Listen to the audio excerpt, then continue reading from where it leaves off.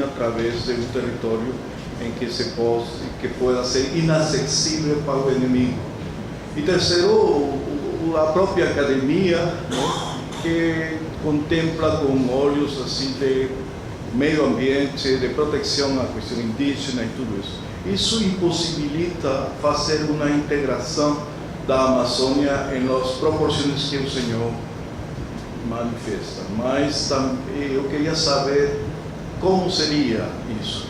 Não haveríamos que reunir a todos os autores da Amazônia, inclui-se nisto não só a academia, inclui-se nisto aos militares que também deveriam estar presentes neste evento, a igreja que está em todo o território da Amazônia, a igreja, e também ela tem contribuições, assim como os militares, e a própria academia, que são as três redes que estão em toda a Amazônia, mas que cada uma parece que está de costas para esta integração que você acaba de dizer. Muito boa a sua pergunta, né? Todas suas, né? Mas a sua questão que ela coloca não é fácil de ser respondida, né? A Amazônia, a integração dessa área não é só um problema do Brasil. A Bolívia ainda não tem até hoje a sua Amazônia incorporada ao território nacional boliviano. Santa Cruz de la Sierra agora que começa a ter uma integração, né, mais real com o altiplano boliviano. Pando, na Bolívia, é outra área que não está integrada, né? Então eles até temem que o Brasil venha a fazer o que fez com o Acre, né? Use a presença de famílias de brasileiros seringalistas em Pando para anexar a área.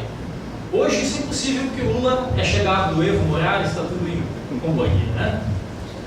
Fidel, né? Toda a galera lá, né? Alinhamento ideológico é total. Então, mas no futuro realmente é um problema esse, né? A integração do espaço amazônico boliviano não aconteceu na Bolívia ainda. Colômbia é a mesma coisa, né? Colômbia também tem problemas com a sua Amazônia. As maiores cidades estão na zona litorânea, né? Então, o Peru, outro exemplo, né? O Peru colocou agora a interoceânica, né, como prioridade nas negociações com o Brasil, uma estrada asfaltada, né? Seu em tese pode ir da cidade de São Paulo até Lima, né? E até os portos lá do Pacífico. Só que você não vai fazer isso porque o custo de combustível proíbe você usar essa via para exportação de mercadorias para o Pacífico ou vice-versa. Então, por que saiu a interoceânica? Porque o Peru acha que é importante integrar a Amazônia peruana. É estratégico. Então, é uma via de comunicação estratégica, de integração nacional para o Peru. Então, o Peru colocou lá na agenda das relações com o Brasil isso como uma prioridade. Então, a integração da Amazônia é um desafio para todos os países da Amazônia. Está na ordem do dia. Né? Por que ela não acontece? Fatores externos. Sem recurso, as coisas não acontecem. Sem dinheiro, todo mundo sabe. As ideias são só ideias. Tudo precisa de dinheiro para sair da cabeça. Então, a primeira delas, falta de dinheiro. Como nós somos países todos na América do Sul que não temos poupança interna, dependemos da poupança de outros países na forma de dívida externa, né? Nós dependemos então da boa vontade dos outros países. Eles estão dizendo que não tem dinheiro para investir na Amazônia, por isso eles não emprestam. Então a nossa saída para a Amazônia é formar poupança interna, ou seja, o desenvolvimento. A gente sempre cai no problema do binômio segurança e desenvolvimento. Nós não conseguimos formar poupança interna. Sem poupança interna, não se efetivam os projetos de integração nacional. No Brasil, na Bolívia, na Colômbia. Então, o problema amazônico é o problema nacional. O problema nacional brasileiro, boliviano, peruano. Como romper isso? Romper com a dependência que existe hoje, né? Somos países dependentes. Como romper com isso?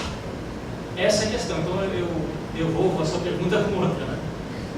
A questão passa, como diz o embaixador Samuel Pinheiro Guimarães, por romper com o desenvolvimento. Se você não romper com o desenvolvimento, você não vai ter integração regional, não vai ter um Brasil potência, não vai ter uma qualidade de vida igual à europeia. É isso, fui até onde eu pude na questão. Bom dia, professor Edu. Eu sou a professora Adriana, aqui da UEA, do curso de Letras. Então, a minha pergunta é mais uma provocação, né? Assim, o senhor, como estudioso aqui do Amazonas, mas de fora, não amazonense, né? Com essa plateia toda amazonense, a maioria. Então, a minha pergunta é a seguinte, na opinião do senhor, como que a região amazônica poderia se desenvolver sem que acontecesse um grande impacto ambiental? Porque aqui tudo é muito difícil, né? A logística, qualquer coisa para cá é difícil, para trazer para cá é muito difícil. Né? E qualquer coisa que a gente mexe aqui também, o meio ambiente já fica revoltado, chuva que não acontece lá para o sudeste, seca não sei aonde. Então, na opinião do senhor, o que poderia ser feito aqui sem que não acontecesse um grande impacto ambiental? Obrigada. Pronto, a questão do ecodesenvolvimento, né? É uma ideia boa. Agora, quem mexe com isso sabe que ela também tem problemas, né? Uma delas é o custo alto. O produto orgânico geralmente tem um custo maior. Aí entra na questão de mercado, né? Você tem lá uma maçã produzida organicamente e outra produzida pelo agronegócio, as pessoas vão pegar a do agronegócio. Por quê? Além de mais bonito, que está cheio de pesticida, né? As pessoas veem a aparência, ninguém vai querer bichada. A maçã bichada você já está estragado. Estragada está a maçã da Branca de Neve. Mas as pessoas querem a maçã da Branca de Neve. E antes disso, mais importante, as pessoas se movem pela pragmaticidade. Custo. Se uma maçã orgânica é R$10 quilo, a outra é 5, eu vou pegar a outra, é 5. Mas há nichos de mercado que querem produto orgânico. Então o desenvolvimento está ligado a nichos de mercado. Como o europeu, por exemplo, produtos feitos com base em madeira ou produtos da Amazônia que são extrativistas, né? Há nichos de mercado. Agora, isso não responde à demanda de todos os amazônicos. É muita gente. 23 milhões de habitantes e em expansão. Porque está todo mundo continuando fazendo filho. Então, nós vamos continuar aumentando esses 23 milhões. Né? Então, tem que ter outras soluções. E aí eu não posso ser hipócrita e dizer, não, vamos conciliar as duas coisas. Se você abre o nariz e respira, você consome oxigênio. É impossível você não gerar desmatamento plantando, construindo estradas, construindo cidades. É impossível, não existe isso. Algum nível de desmatamento que você terá. Tá? Agora, eu acho o seguinte, nós no Centro-Sul desmatamos tudo que havia praticamente. O problema da falta de água de São Paulo tem nada a ver com a Amazônia não, a gente falava agora antes da apresentação aqui. Tem a ver com o ritmo do agronegócio lá em São Paulo. Estão usando demais o recurso hídrico, o lençol freático foi rebaixando. Asfaltaram onde não devia, o escoamento vai direto para o mar e não fica no lençol freático mais como ficava antes a água. A Amazônia, ombro largo, ganha a culpa. Não tem nada a ver com a Amazônia isso. Né? O que eu quero dizer? Vamos plantar mais árvores onde está faltando. O Centro-Sul está faltando. Né? Vamos lá recompor a Mata Atlântica, onde ela foi retirada. Né? Faixa de praia, vamos tirar as pessoas que ocuparam irregularmente lá, gente rica, inclusive. Né? Vamos recompor os espaços naturais do Centro-Sul. Aí talvez a gente possa um pouco pensar em desenvolvimento mais na Amazônia. Compensação. No balanço de carbono chamado Brasil, temos que ter compensação para botar na mesa das negociações internacionais. Olha, nós baixamos, né, a emissão de carbono em tantos por cento, então nos deixem cuidar um pouco mais da Amazônia.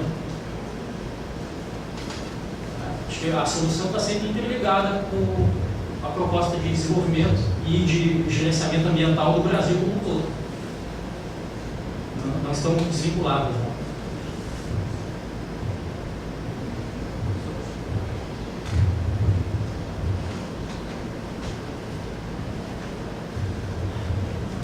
Som. Professor, aqui é o aluno de Vicente de Assis de Geografia.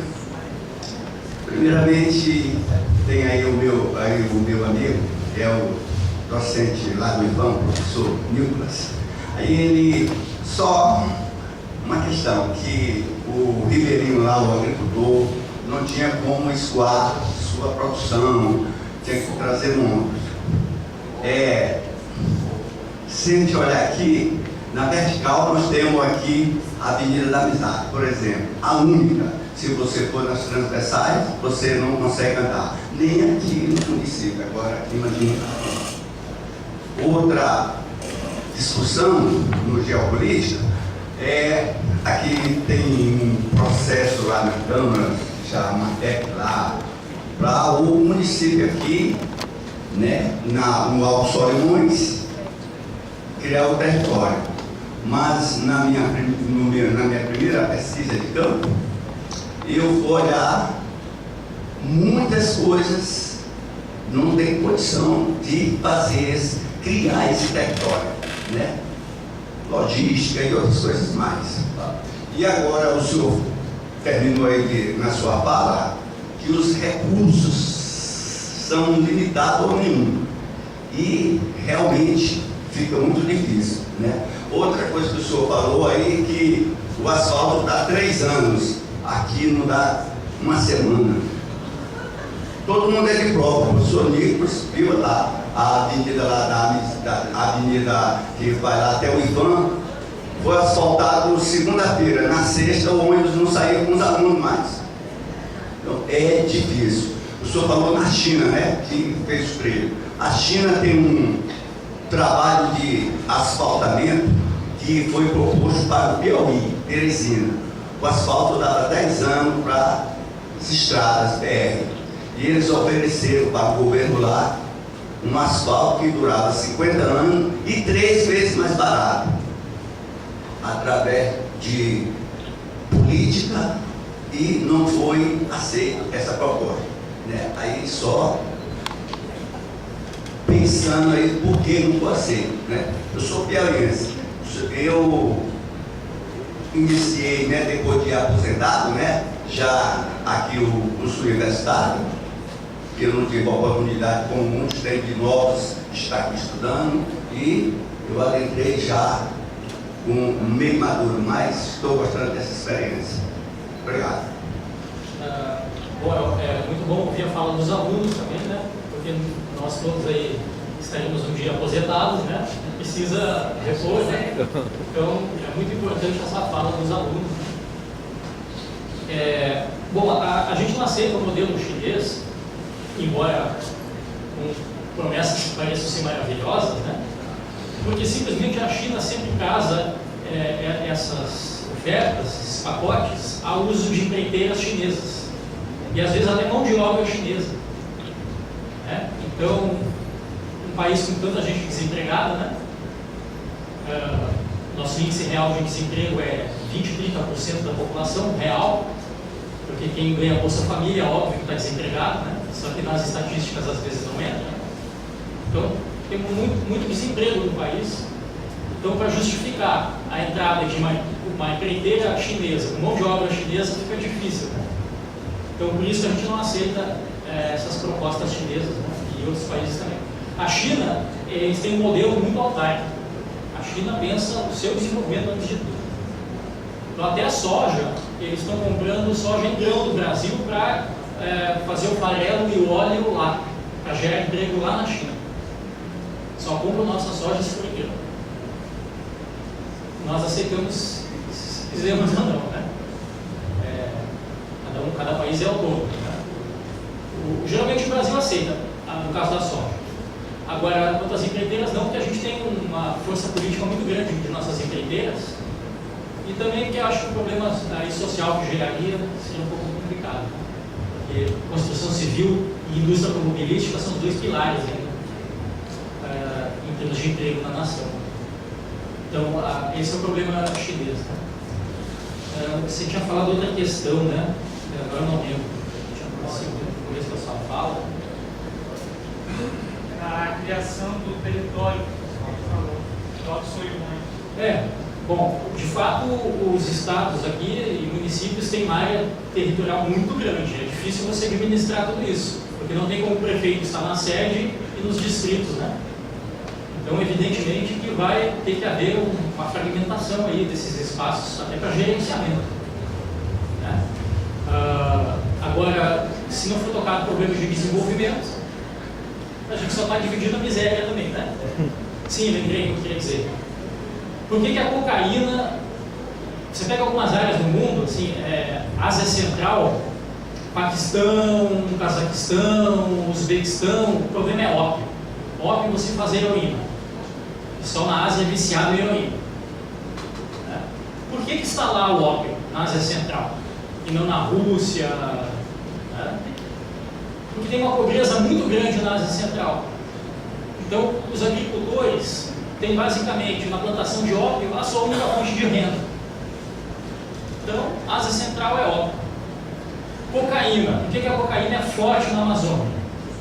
Mesma coisa. Você não tem uma oportunidade de geração de renda para a maioria dos amazonenses, seja de que lado for da fronteira.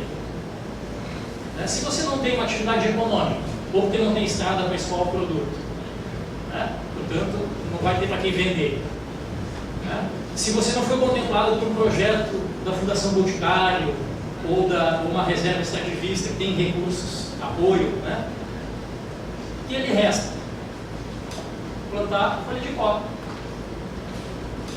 Né? Então são áreas, Ásia Central e Amazônia, de pobreza endêmica.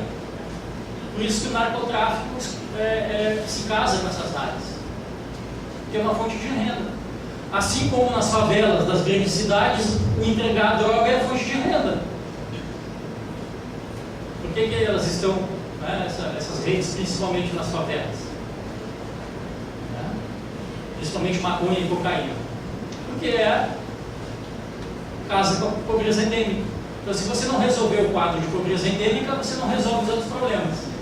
Se você não resolver a questão do desenvolvimento, você não resolve a pobreza endêmica. Então, tudo remete sempre ao desenvolvimento. O desenvolvimento é a chave para tudo, para todos os outros problemas.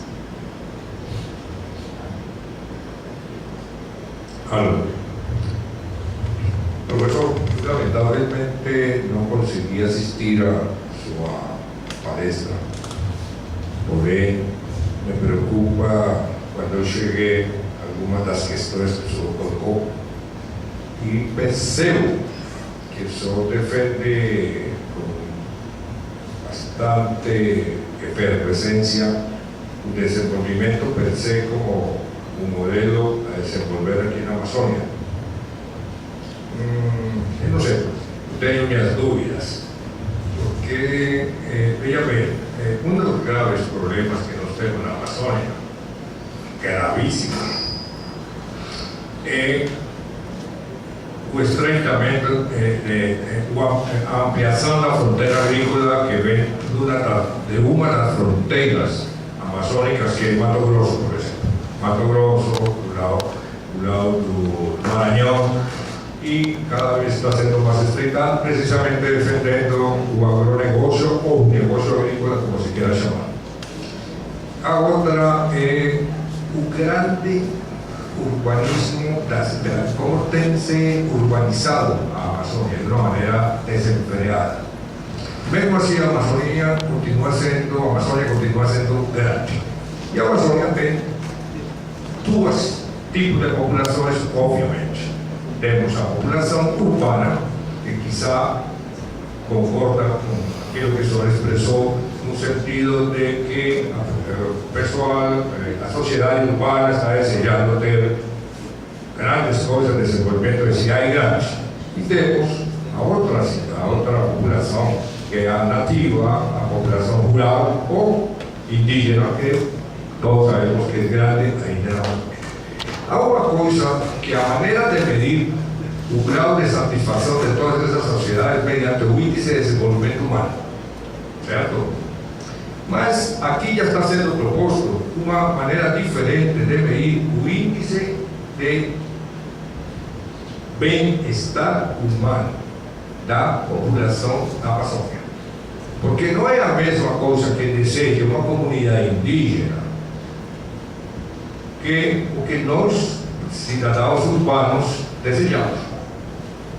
Estou quase seguro que uma comunidade indígena não deseja uma estrada perto dela, que não vai trazer absolutamente nada de desenvolvimento para elas, com problemas, doenças, vai trazer violência, vai trazer problemas que nós já temos hoje em dia, de descomposição familiar, social, etc., etc. Precisamente no afã de levar a elas o que nós chamamos de desenvolvimento. E, por outro lado, observo que só fala que precisamos integrar mais a Amazônia. Ok, me parece, eu posso dar exemplos do que é fazer estradas na Amazônia. Eu fui gerente da Votorantim numa época que se faziam estradas amazônicas. E nós despejamos milhões de quilos ou de toneladas de cimento para fazer duas estradas, uma delas que até hoje não funciona bem, que é a BR-319. A selva consome tudo o que você tem. Maquinário especial, se foi feito para essas estradas, a Caterpillar fez maquinário especial para fazer essa estrada, que é a mesma selva incluída.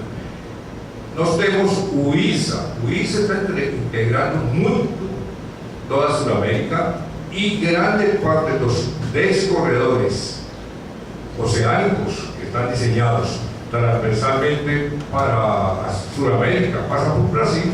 Porque, na verdade, isso é um projeto brasileiro, né?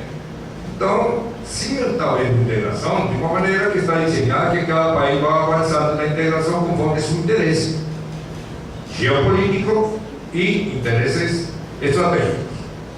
Então, por exemplo, se nós vamos a verificar as 4 hidrovias, 4 corredores interoceânicos somente na região amazônica, estão sendo realizados conforme o interesse brasileiro, não conforme o interesse peruano.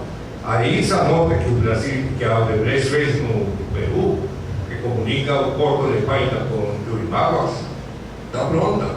Só que Manaus não está pronta para utilizar, por exemplo, porque a hidrovia do Amazonas ainda não foi realizada, né? Então, me parece que não é a solução para o desenvolvimento da região amazônica, o desenvolvimento por se. Que tipo de desenvolvimento poderíamos desenhar para que a nossa sociedade amazônica consiga ter índice de bem-estar humano e não de desenvolvimento humano? Então, a primeira parte da palestra, né, eu falei que tem que se dar voz aos amazonenses, antes de mais nada. Então, se tem amazonense e quer um modelo agroecológico, tem que se respeitar esse desejo. Se tem índio que não quer ser conectado por estradas, tem que se dar esse direito. Eu acho que tem que ser discutido. Mas, com certeza, nós também teremos índios que querem desenvolvimento e agricultores camponeses que também querem um modelo que não seja agroecológico.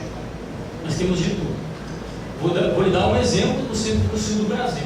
Rio Grande do Sul, uma tribo lá, uma reserva, queria plantar soja, porque a soja dá mais dinheiro. Ninguém é burro a ponto de rasgar dinheiro. Então, o índio, entre milho, mandioca e soja, ele sabe que soja estava dando mais dinheiro. Ele queria plantar soja na reserva. Isso está em discussão no IBAMA, se ele pode ou não plantar soja. O índio está querendo lá nessa reserva plantar soja. Por que ele não pode? Aí eu vou chegar com um discurso ambientalista para ele e dizer: não, você não pode plantar soja, porque isso é agronegócio. Se ele está querendo. Então, a minha fala foi no sentido, talvez eu tenha a parte final agora, eu realmente fui mais pelo desenvolvimentismo, né? Mas eu acho que tem que dar espaço para as comunidades. A estrada, se você não cuidar, ela é tomada pela vegetação mesmo no centro-sul. Porque do Sul, se você não faz a manutenção, ela fica esburacada também. Né? Não é só despejar no cimento, você tem que frisar no contrato com a construtora a espessura, a base, o recapeamento, de quanto em quanto tempo, tudo tem que estar no contrato. O nosso problema foi os contratos feitos. Né? Que não se tinha experiência, eu concordo, né? Não se tinha experiência, isso está correto, não tinha experiência no Brasil de construir estradas nas condições do ambiente amazônico. Foi se aprendendo isso fazendo. Não havia experiência internacional. Então nós aprendemos construindo estradas. Mas a gente sabe, aí foi dado um exemplo aí, aqui de vias vicinais aí, que dura 2, 3 dias o asfalto. Não dá para dizer que a culpa é o clima, né? Tem outras vias que recebeu a mesma quantidade de chuva e estão sem buracos, né? Então o problema é o contrato. O contrato político aí, a regulação não está sendo feita de forma adequada. Se houver outros modelos que não só o agronegócio e as pessoas quiserem esse modelo, eu acho que tem que ter um espaço para todos. Tá? Agora, o impacto é inevitável com o desenvolvimento. E aí, na minha opinião, esses projetos da IRSA, eles também têm, não é só o interesse do Brasil, é também um interesse geopolítico subjacente. Tá? Eu percorri a interoceânica antes de existir o asfalto, quando eu fui para o Machu Picchu. Eu entrei lá pelo Mato Grosso, né, Santa Cruz de la Serra, Cochabamba, Machu Picchu, e saí lá pelo Acre, né, antes de ter a estrada. Olha, é uma aventura de vida, né? Risco de morte constante, né? Descer os Andes. O ônibus passava e isso aqui do penhasco. Né? Então a Amazônia peruana também não estava integrada. A interoceânica, em certa medida, propicia, né, que o Estado peruano tenha mais controle sobre sua própria Amazônia. Agora acompanha la ambiental de Madre de Dios, la región de Madre de Dios se encuentra interoceánica. É uma coisa absurda, é a coisa mais doida. Surreal. Assistir, inclusive sobrevoar essa zona, e uma mancha de cima da terra, a terra. Então, isso é a Colômbia começou com um programa de mineração, permitindo dar permissões aqui, saiu das mãos. Isso, mudar isso com mineria na Amazônia é impossível. E todo pensando no desenvolvimento. Correto. Eu quero dar esse exemplo, né? Essas estradas que levam nada a lugar nenhum, elas têm, na verdade, só um sentido geopolítico. O Peru queria assegurar o controle da sua Amazônia. Né? Inclusive da própria penetração brasileira no território peruano. Né? Como a Bolívia hoje tem estradas internas, né? Para não perder a sua Amazônia também. Né? Então, eu mostrei um mapa também antes que as estradas elas têm que acompanhar a expansão da população. Se as fazendas, pequenas propriedades estão se expandindo, você tem que garantir escoamento para essas famílias. Tem que ser um projeto que caminhe junto. Né? Aí ele vai ter, né, áreas em pincel, se você quer preservar uma determinada área, você vai contornar. Aí são os modelos. Para onde vai essas vertentes de desenvolvimento? Aí tem que ser discutido. Né? Se vai ser só hidrovia, só vamos ocupar as várzeas, então vamos fazer esse modelo naquela região. Né? Agricultura de várzea com hidrovia. Né? Mas outras áreas que já têm uma ocupação consolidada, talvez eles queiram rodovias. A gente tem que ouvir a população. Foi mais ou menos essa fala. Eu coloco a situação em termos de que foi primeiro a galinha ou o sol. Ou seja, eu abro tubo mato e depois obrigo a construir estrada. Ou seja, vou ampliando a fronteira agrícola com sacrifício do bosque amazônico e depois exílio a produção de uma estrada. E aí vai. O que acontece com o Mato Grosso? O que aconteceu com o sul do Pará, por exemplo. Uma coisa seríssima, é muito séria. Além do mais, nós temos na Amazônia muitas coisas.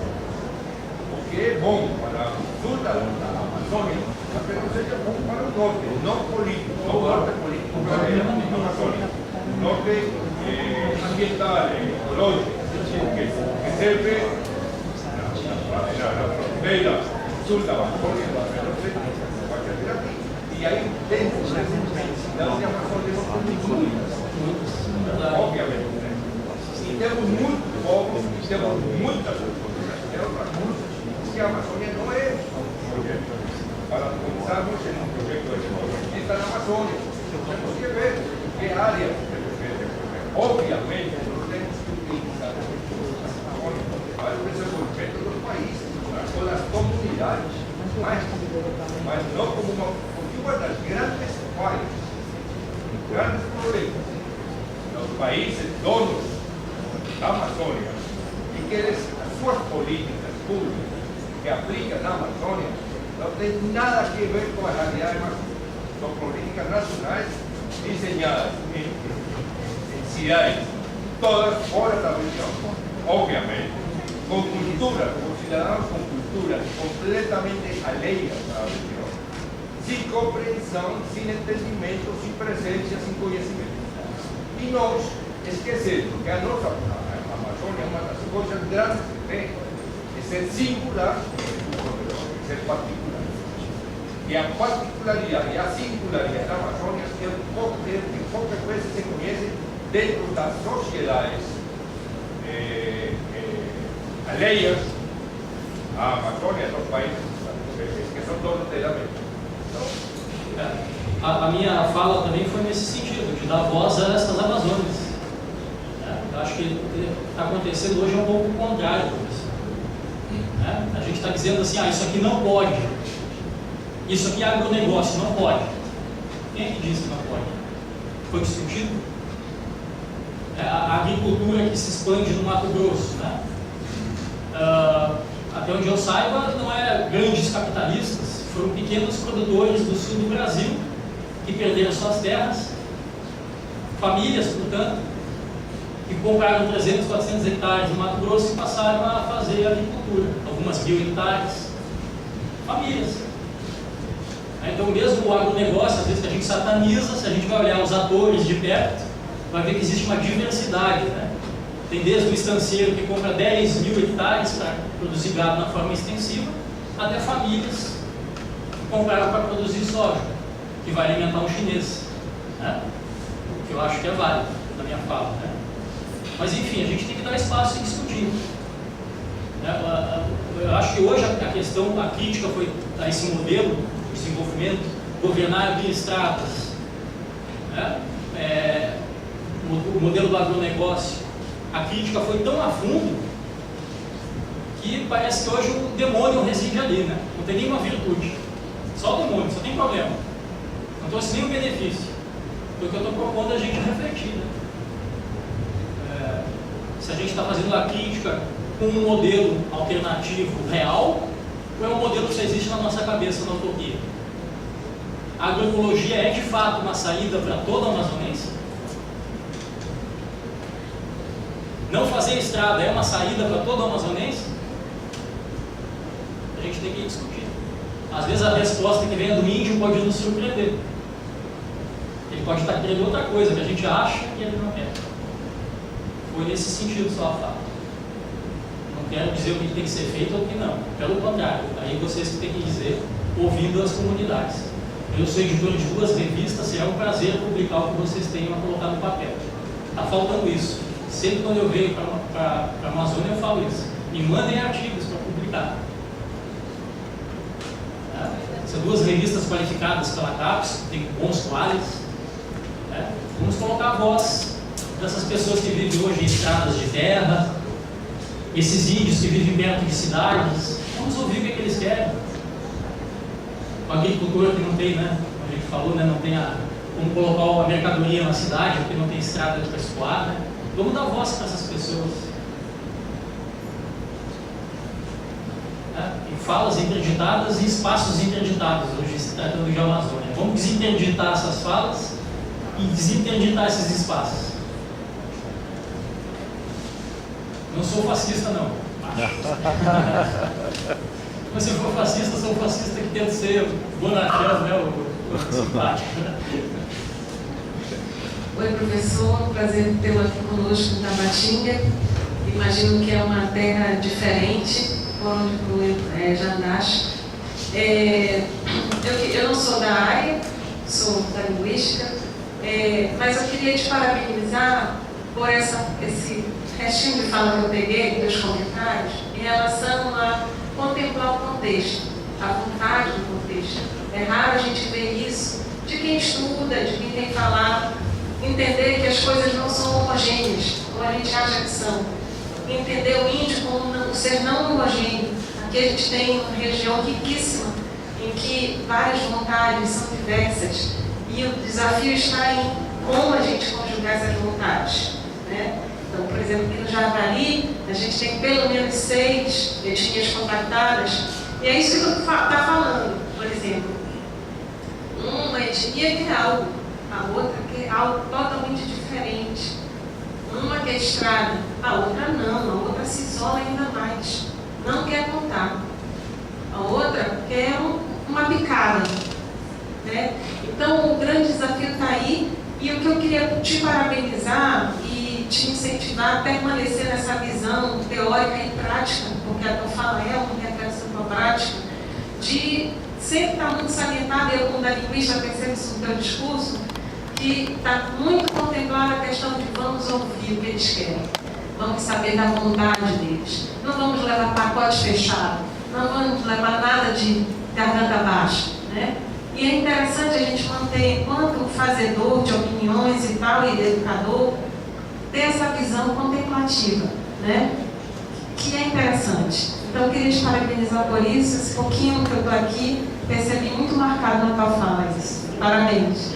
Inclusive, desconfie da minha fala, certo? Sim, porque pode ser arbitrário. Desconfie, eu acredito que você está querendo com essa fala. Né? Que toda fala tem uma intencionalidade, né? Então, também desconfie. Aliás, da fala de todos que viram aqui em algum momento, desconfie. E das próprias também, né? Às vezes a gente fala alguma coisa com tanta veemência, passa 5, 10 anos, muda totalmente. Falei para vocês que eu já fui do Partido Comunista Brasileiro. Né? Minha fala agora não tem nada a ver com PCB, né? Não tem nada a ver. Né? Já votei no Lula, votei na Dilma. Então, a gente mesmo muda de ideia, né? Conforme o tempo passa, às vezes volta para certas ideias. O importante é isso, o espírito republicano e democrático, gente. O que é isso? Não é só papel, é aprender a discutir. Sentar na mesa e, vamos lá, vamos discutir. Construir maiorias. Foi construído com direito à voz, que uma maioria pensa, a minoria também tem que aprender a obedecer o que a maioria decidiu, que ela participou do processo de construção. Sabe como na América Latina nós temos matrizes autoritárias de pensamento, tanto a direita quanto a esquerda faz o quê? Fechou lá um acordo, uma pessoa viu que aquele acordo não que ela queria, ela se torna inimiga do acordo. Aí é ingovernável, né? Nunca vai se ter um governo dessa forma. A maioria, se for estabelecido de forma democrática o acordo, passa a ser o interesse da coletividade. Então falta um pouco isso de republicanismo e de senso de democracia, acho, no país. Né? Mas a gente está aprendendo ainda. Mas vamos, quiçá, chegar lá, né?